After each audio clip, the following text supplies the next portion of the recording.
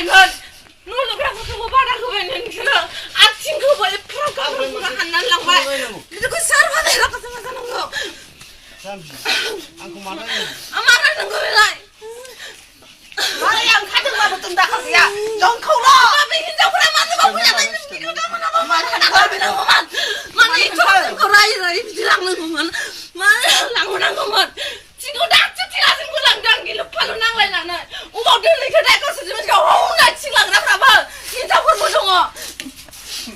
बायदि मानसि जिबसोलाय मानो लांखो थिंखौ मानो लांखो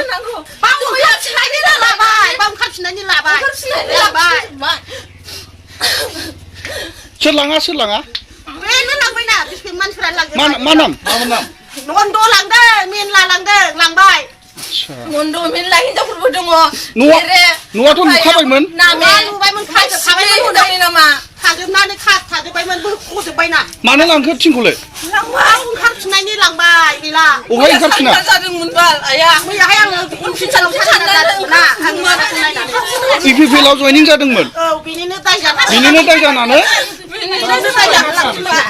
मा नामा लांदों बुंलाय नन्द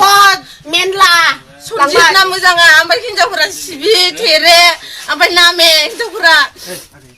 आच्छा माबा सिखारबा लाना फैदों नामा